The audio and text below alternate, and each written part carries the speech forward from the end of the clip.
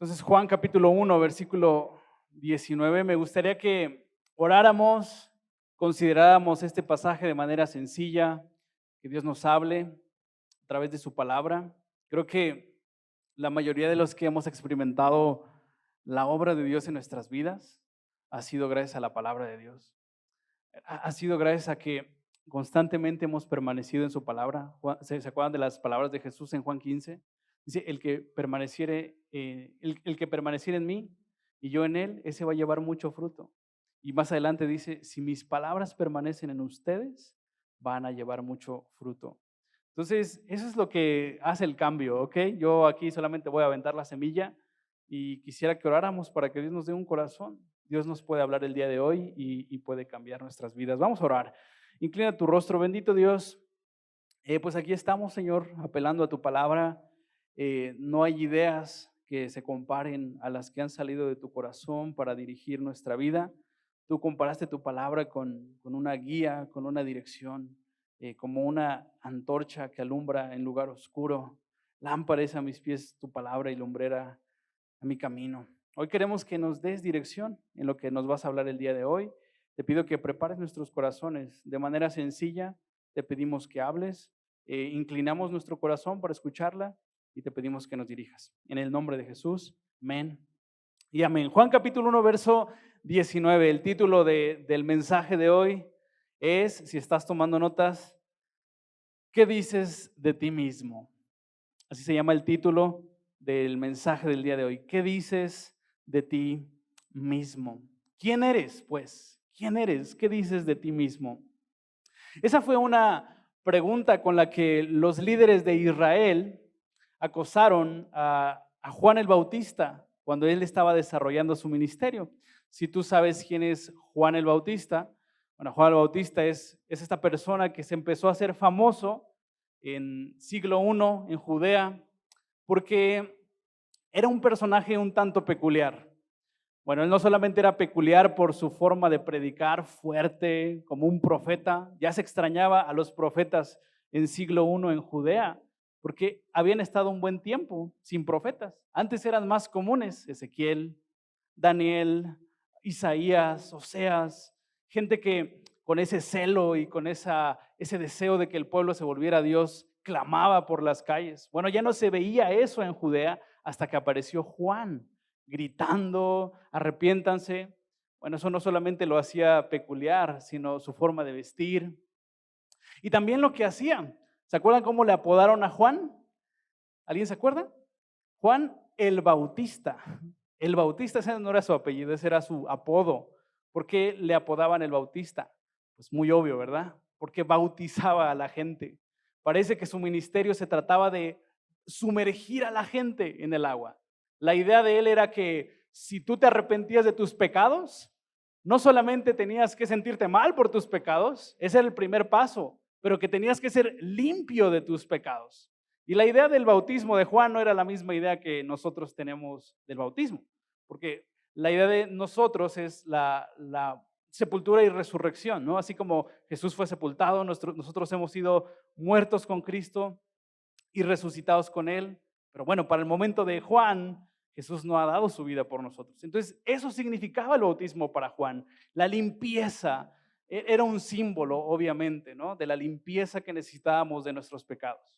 Bueno, entonces está surgiendo este personaje en siglo I en Judea y obviamente los líderes de Judea se acercan a él y lo empiezan a acosar con esta pregunta: ¿quién eres? ¿Qué dices de ti mismo? Mira lo que dice el verso 19. Este es el testimonio de Juan cuando los judíos enviaron de Jerusalén.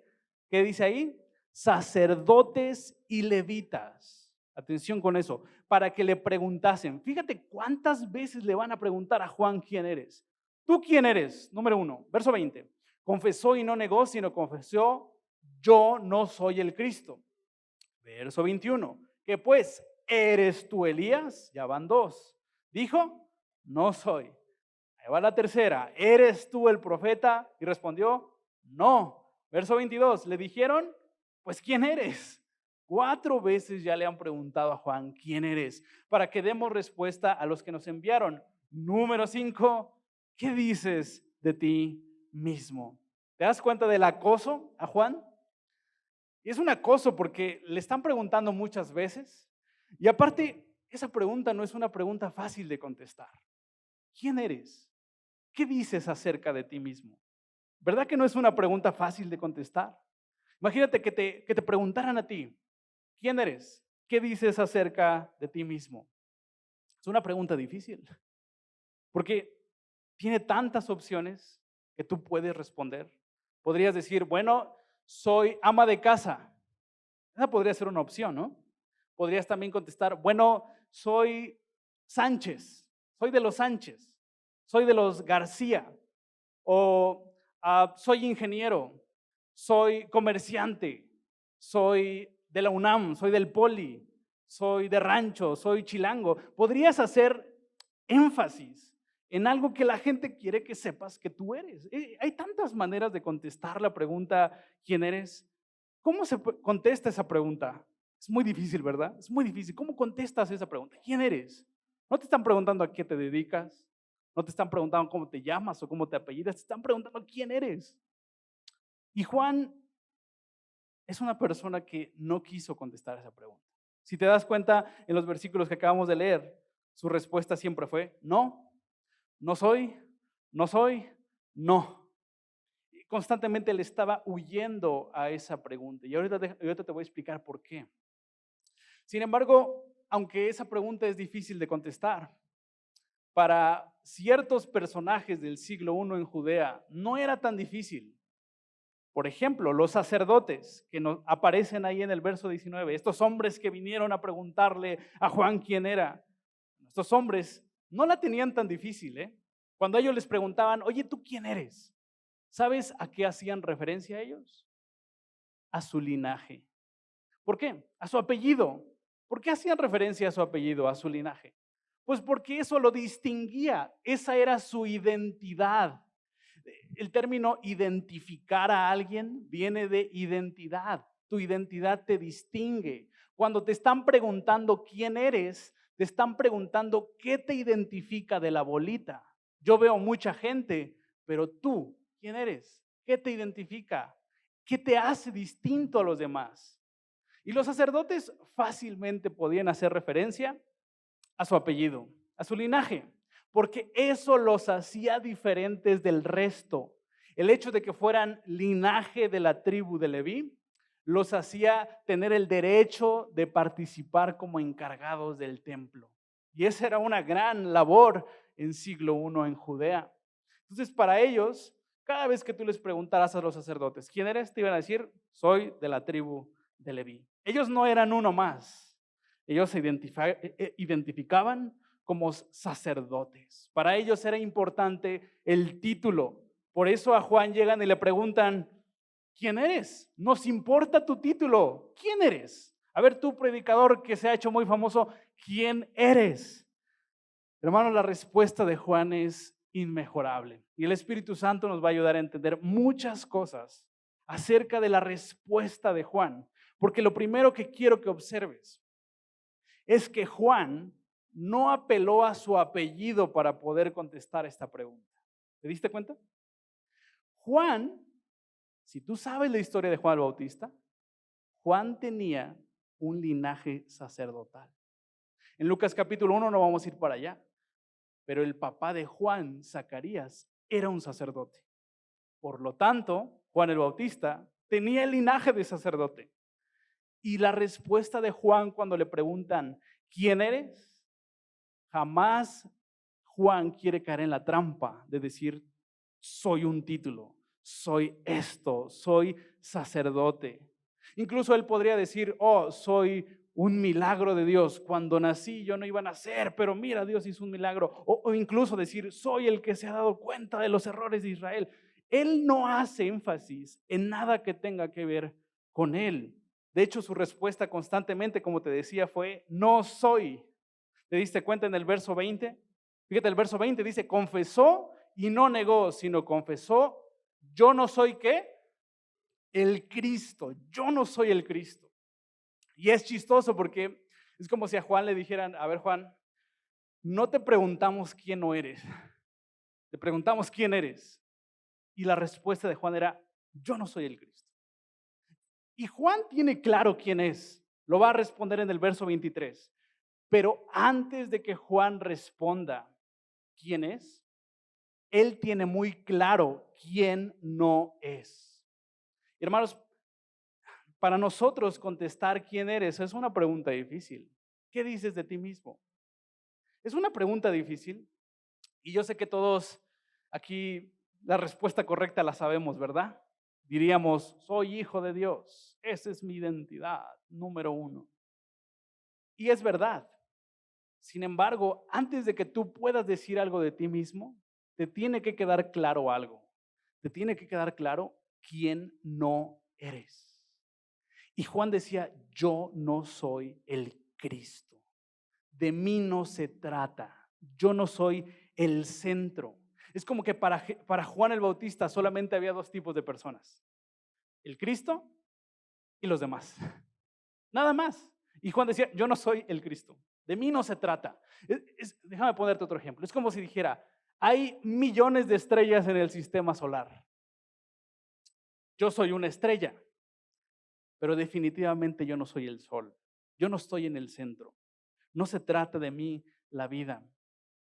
La vida de la gente puede cambiar, aún sin mi participación. México puede cambiar, aún sin que yo participe. Pero México no puede cambiar si Cristo no interviene. El cambio, la vida, la solución se trata de Cristo.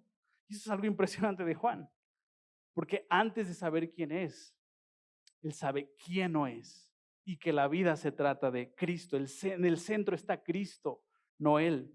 Entonces, tanto insiste en preguntándole a Juan quién es, que Juan contesta en el verso 23. Y mira lo que dice el verso 23. Es como que se está negando a responder esa pregunta. Pero bueno, tanto insisten. Ok, ¿quieren saber quién soy? Pues bueno, yo soy ¿la qué? La voz de uno que clama en el desierto. Enderezad el camino del Señor. Eso es lo que clama.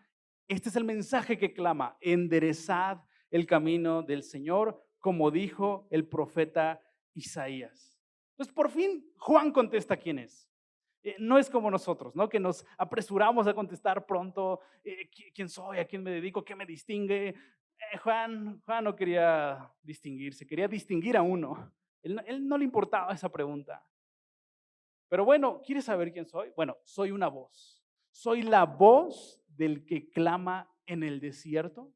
No quiero que me veas, porque una voz tú no la puedes ver, ¿verdad? ¿Pueden ver mi voz? No. Con mi voz solamente podrían escucharla. Es decir, Juan está diciendo, no importa lo que ves, importa lo que tengo que decirte. ¿Y qué tengo que decirte? Endereza el camino del Señor. ¿Qué está queriendo decir Juan con eso? Prepara el camino porque el Señor viene. El mensaje de Juan era el Señor viene, el Cristo viene, la solución para cualquier problema que pudieras estar enfrentando viene y no soy yo. Yo no soy. Yo te puedo apuntar a quién es la solución. Oye, Juan, pero mi problema es demasiado grave, no creo. No. Él viene, Él es el Señor de todo. Él es capaz de solucionar cualquier problema. Él viene, de Él se trata. A Él. Entonces los sacerdotes, imaginas la cara de los sacerdotes. Se quedaron como, ¿de qué está hablando?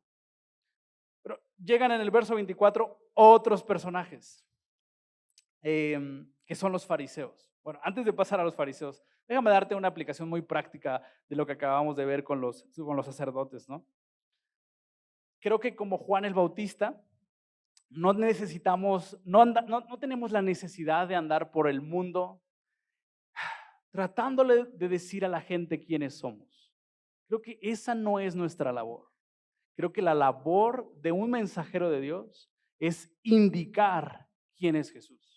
No se trata de nosotros, hermanos, no se trata de nuestra imagen, no se trata de que vean cómo he logrado lo que me propongo, se trata de que vean cómo Jesús es capaz de transformar cualquier situación. Esa es la labor de un mensajero como Juan. Jesús dio palabras de halago a Juan, a cómo había cumplido su ministerio. Y creo que eso es algo muy práctico para nosotros, sobre todo en una sociedad donde, hermanos, nos presionan a contestar quién eres, ¿no? ¿Quién eres? Y tienes que distinguirte y tienes que presentar una cara diferente a la de los demás para vender. Esas son ideas de marketing, ¿no? Distínguete de los demás productos para que puedas vender. O tú también como persona, distínguete para poder tener buenas relaciones. Juan decía, no se trata de mí, se trata de Jesús. Bueno, ahora sí, en el verso 24 hay otro grupo de personas que aparecen en el verso 24 que son los fariseos. Y esos ya son un poquito más conocidos, ¿verdad? Bueno, los fariseos también tenían muy claro quiénes eran ellos. No solamente los sacerdotes que hacían énfasis en su título, en su apellido. Bueno, los fariseos también tenían claro quiénes eran ellos, pero ellos no apelaban tanto a su linaje. ¿Sabes a qué apelaban ellos para distinguirse de los demás? A sus acciones, a lo que ellos hacían, a su actividad. ¿Qué hacían los fariseos? Oraban, ayunaban, ofrendaban, se comportaban como un buen creyente, ¿no? Y eso los distinguía en Judea en primer siglo. Eso les daba una posición muy de la religión, ¿no? ¿Qué hace la religión? La religión define quién eres por lo que haces. Oh, esta semana oraste mucho, ¿verdad? Buen cristiano. Esta semana fuiste a la iglesia, ¿verdad? Buen cristiano. La religión define quién eres por lo que haces. Pero Juan tampoco cae en esa trampa. Los sacerdotes fijaban su identidad por su título, los fariseos por lo que hacían. Y de hecho, por ahí va la pregunta que le hacen a Juan en el verso 25. Fíjate el verso 25. Le preguntaron y le dijeron, ¿por qué pues bautizas si tú no eres el Cristo, ni Elías, ni el profeta? ¿Te das cuenta por dónde va el rumbo de la pregunta de los fariseos? El rumbo de los sacerdotes era, ¿quién eres? ¿Cuál es tu título? Y el rumbo de los fariseos es, ¿por qué haces lo que haces? La actividad. Y bueno, la respuesta de Juan una vez más va a ser inmejorable. Fíjate lo que contesta Juan en el verso 26. Juan le respondió diciendo, yo bautizo con agua, mas en medio de vosotros está uno a quien vosotros no conocéis. Este es el que viene después de mí, el que es antes de mí, del cual yo no soy digno de desatar la correa del calzado. Estas cosas sucedieron en Betábara, al otro lado del Jordán, donde Juan estaba bautizando. Acompáñame al verso 33. Saltémonos tantito al verso 33, porque mira lo que dice el verso 33. Y yo no le conocía. Pero el que me envió a bautizar con agua, aquel me dijo, sobre quien veas descender el Espíritu y que permanece sobre él, ese es el que bautiza ¿con qué? ¿Te diste cuenta? Juan el Bautista bautiza con agua y el que está anunciando bautiza con el Espíritu Santo. No sé si te diste cuenta de algo, pero Juan no contesta la pregunta que le hicieron. La pregunta que le hicieron en el verso 25 fue, ¿por qué bautizas? Y él no contestó esa pregunta. Él contestó, ¿para qué bautizaba? Él no contestó por qué bautizaba. Él contestó, ¿para qué bautizaba? Y la respuesta de Juan básicamente fue, para apuntar a alguien, para señalar a alguien.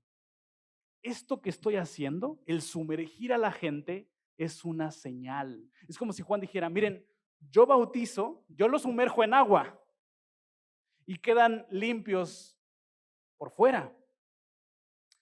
Pero el que viene después de mí, ese es el importante. Porque no solamente los va a sumergir, él no los va a sumergir en agua más bien, Él los va a sumergir en el Espíritu Santo, en la vida de Dios mismo. Ese es el Espíritu Santo, la vida de Dios.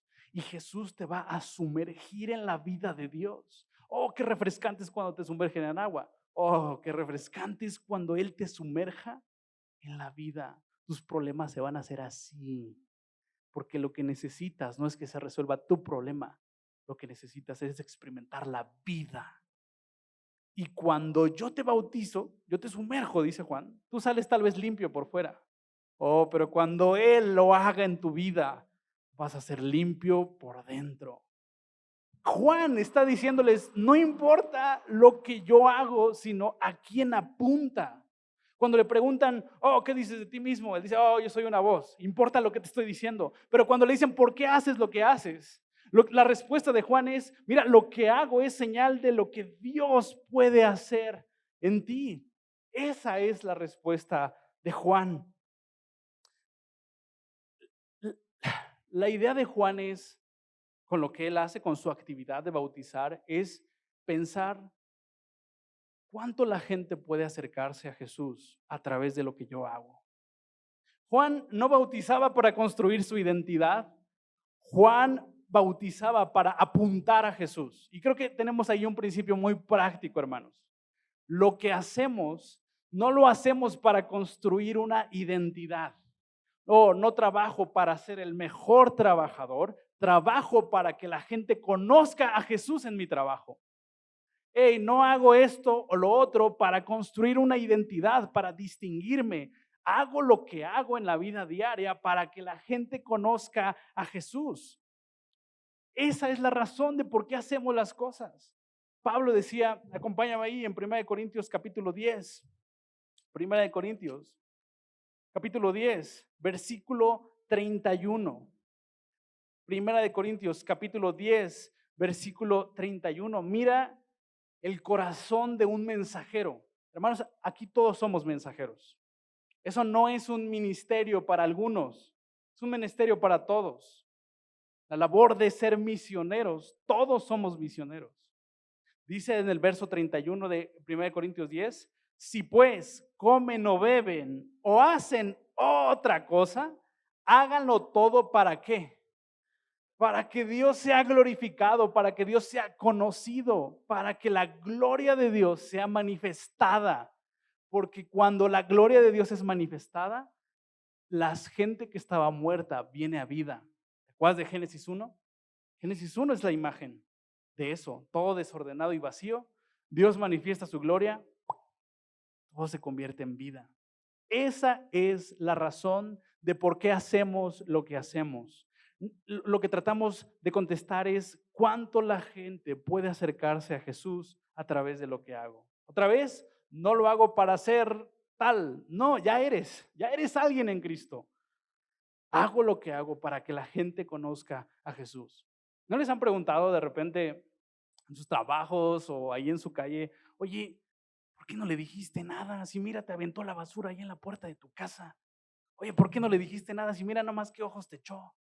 ¿Por qué no le dijiste nada? Mucha de la respuesta que tú contestes a esas preguntas pueden apuntar a Jesús o pueden apuntar a ti. Puedes decir, es que Jesús me ha cambiado. Jesús es capaz de cambiar el corazón. Puedo perdonar a la gente que me ofende. Oye, ¿por qué ya no tomas? Oye, porque Jesús ha cambiado mis deseos. Puedes apuntar a Jesús o podrías apuntar a ti porque estás construyendo una identidad, ¿no? Oh, pues porque así, eso debe de ser una buena persona. Y no se trata de nosotros, se trata de Jesús. ¿Puedes ver a Juan como un ejemplo de alguien que no le importaba un título como a los sacerdotes, sino el mensaje que daba? A Juan que no le importaba una imagen como los fariseos, una imagen de rendimiento, sino la señal que a quien apuntaba. Eso podemos aprender de Juan. Terminamos con los últimos versículos del 29 al 34. Quiero terminar con estos 6 versículos, porque estos 6 versículos, Juan, esto es hermoso, Juan contesta la pregunta que nadie le hizo, pero que él sabe que la respuesta puede darle vida a la gente. Todos le preguntaban a Juan, ¿quién eres? ¿Quién eres? ¿Quién eres?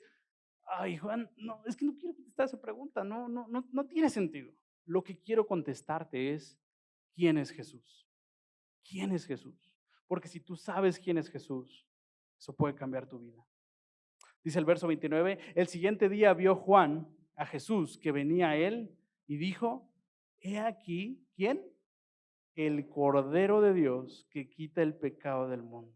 Este es aquel de quien yo dije, después de mí viene un varón el cual es antes de mí, porque era primero que yo. Y yo no le conocía, mas para que fuese manifestado Israel, por esto vine yo bautizando con agua.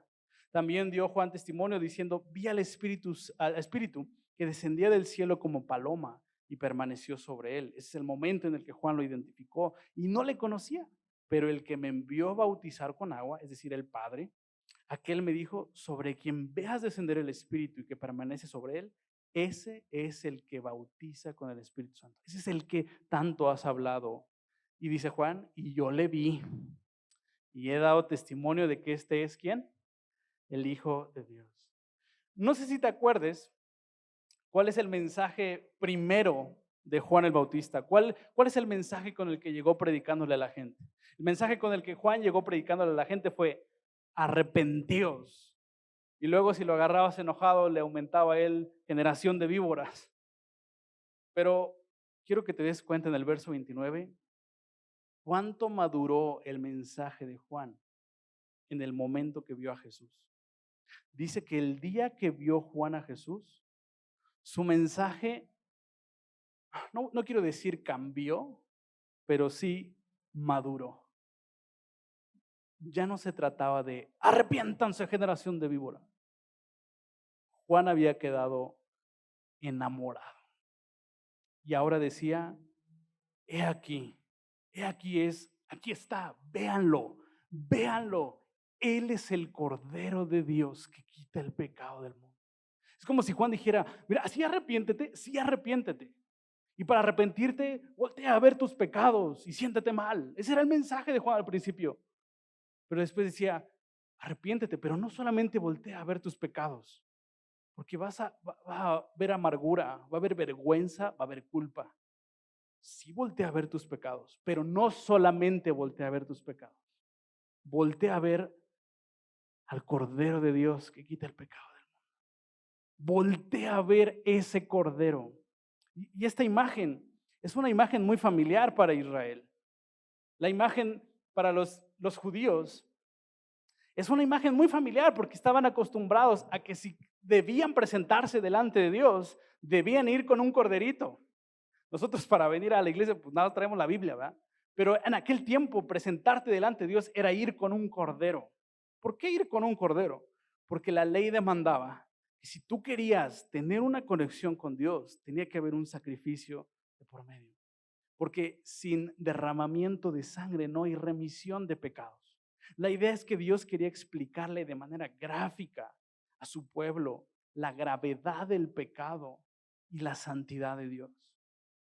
Pero Dios no solamente dijo, tu pecado es grave y yo soy santo. Él dijo, ok, yo soy santo, tu pecado es grave, así que ven con un cordero. Él no dijo, aléjense. Él dijo, vengan, pero con un cordero. Y esos sacrificios servían para cubrir el pecado. Digamos, por así decirlo, tú le transferías tus pecados al corderito y el corderito tenía que morir. Bueno, el título que Juan le está dando a Jesús es ese. Él es el Cordero. Él es el Cordero. Pero no es el Cordero de Aarón. No es el Cordero de Leví. Es el Cordero de ¿quién? De Dios. Dios mismo va a ofrecer un Cordero de manera definitiva para que ya no haya problema, para que tú tengas una conexión continua con Él. Él lo va a ofrecer. Él es el Cordero de Dios que quita, no cubre para que al otro día tengas que presentarte con otro borreguito. No, Él lo va a quitar para que de manera definitiva tú tengas una conexión con Dios sin vergüenza, sin culpa, porque el problema más grande del hombre es el pecado. ¿Te diste cuenta cómo le está llamando Juan a Jesús? El Cordero de Dios que quita el ¿qué? El pecado. La misión de Jesús está resumida aquí. ¿A qué vino Jesús? ¿A enseñarnos cómo vivir la vida? Sí vino a eso. Pero ¿cuál es el objetivo principal de Jesús? Quitar el pecado. Si Jesús hubiese identificado que el problema más grande que el ser humano tiene es la pobreza, Él hubiera venido como un economista. Si Él se hubiese dado cuenta que el problema más grande que pudieras tener es la enfermedad, Él hubiera venido como doctor, pero Él sabe que el problema más grande que tenemos no es, no es un problema religioso, es un problema que nos afecta en nuestras emociones, que nos afecta en todos los sentidos. El pecado es la razón por la que hay problemas en este mundo. Y Jesús viene a arreglar el caos de este mundo viniendo uno por uno. Dice que Él quita el pecado ¿de quién? Del mundo. Eso quiere decir de cualquiera. Cualquier pecado, cualquier pecado. Pero mira, este pecado es difícil de vencer. Él quita el pecado.